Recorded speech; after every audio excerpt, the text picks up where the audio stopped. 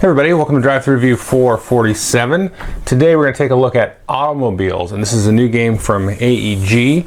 It's sort of the third in their planes, trains, and automobiles. I've already reviewed trains, and it's one of my favorite games, one of my favorite deck builders. I have played planes. I only played it twice, and I don't own it, so I never got a chance to review it. I do enjoy it. It's a nice sort of filler 30-minute game, very interesting game.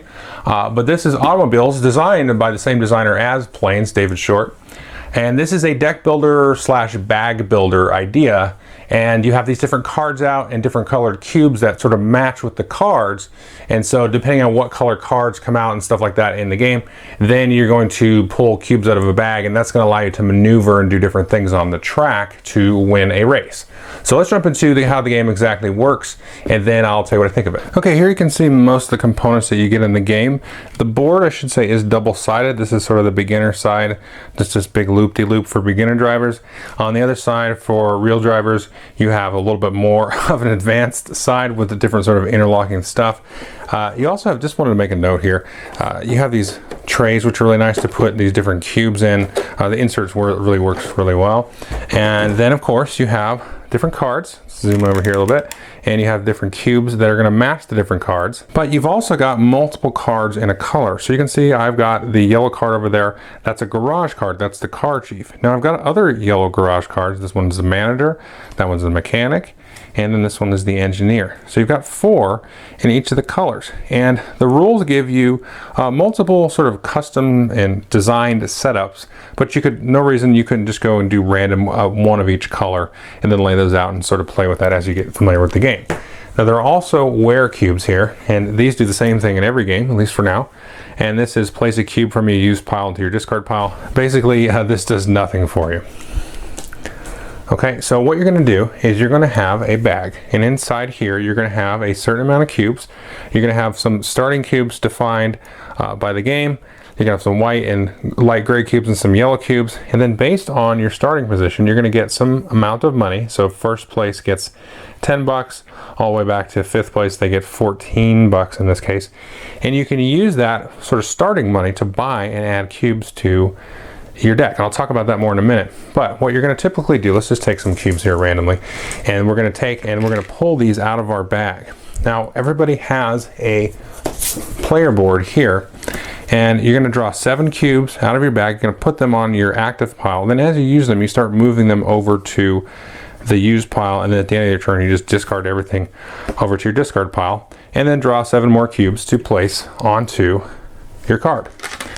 And then, of course, like any deck building game, when you run out of cubes to draw, you put everything from the discard pile back into your bag and then keep drawing.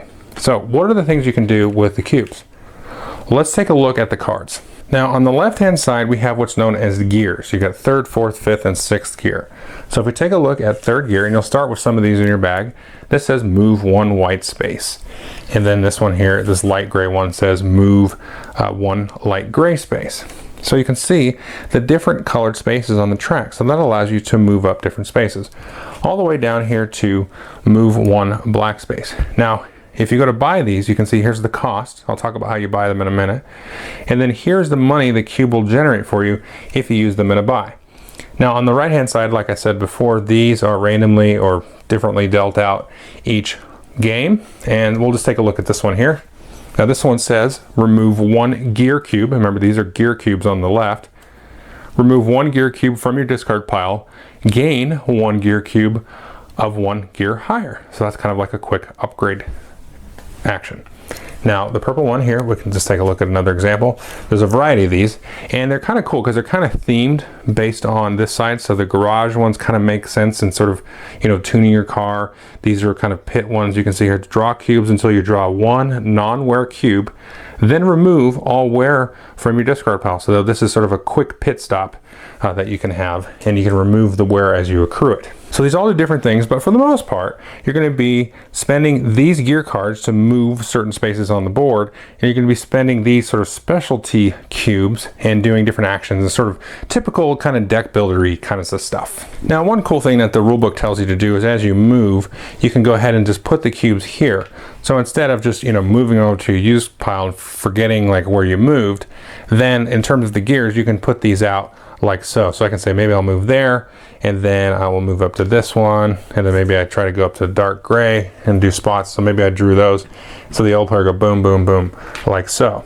And then, oops, those are dark gray. A little colorblind there, folks. That should be light grays. Sorry.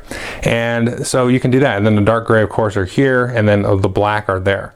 And so you can try to move. Now, one thing you'll notice about these spaces is the white spaces they're closer to the track. It's a little bit slower. If you're moving white cubes, you're kind of going not as far as you would if you had used, for example, the black ones. So there's two actually black strips here and here. And this is one contiguous strip on both sides. So as you sort of get in darker in cubes, you can move further. But at the end of your turn, you're going to require some wear, no matter what you do usually.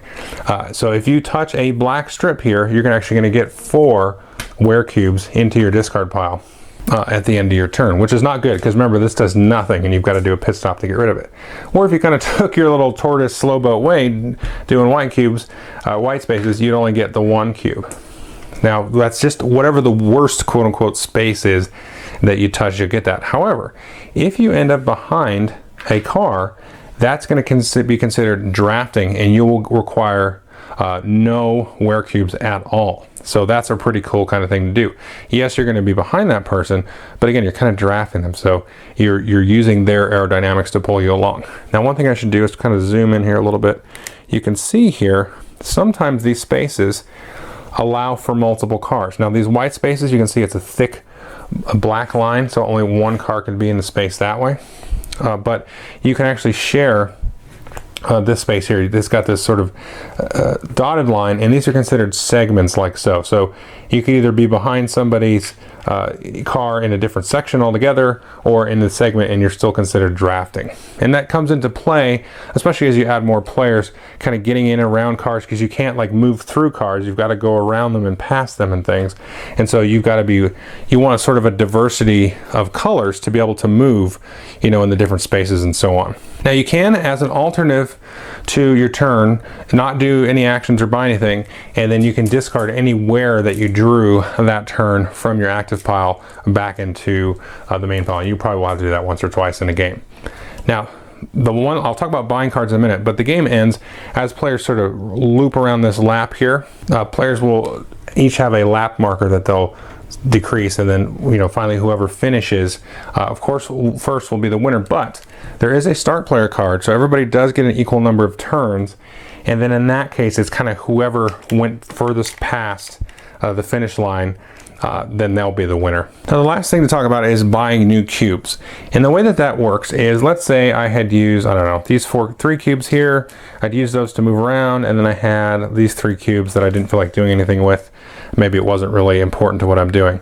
So I've got a green, a red, and a dark gray. Well, if you look at the dark gray, you can see it has $2 signs. So that dark gray now gives me $2. The red one also has $2, and the green one also has $2. So now I've got $6 that I can spend. So I can spend that, and then I can buy one of these blue ones here, which gives me this cool ability of, well, first of all, you gain 1 wear whenever you activate that blue cube, which kind of stinks, but place up to 2 cubes from your discard pile back into your active pile. So this is a supercharged engine that allows you to kind of reuse some of these faster or more efficient gears that you can travel in, whatever's important for you where you're at on the board. And that's the game. You use cubes for their actions or just to move, and you kind of try to draft, you kind of worm in and out, you try to figure out how much you're going to turn and burn, because you are going to get wear again for these darker colored spaces. And then, of course, you use leftovers to buy stuff, and then you just try to be the first one to win. Okay, so that is Automobiles, what I think of it. I really am loving this game right now. There's a game that came out last year called Thunder Alley, similar sort of feel, kind of a NASCAR feel. That one was more of a hand management driven, car driven racing game. You actually controlled a team of cars. This one you just control an individual car.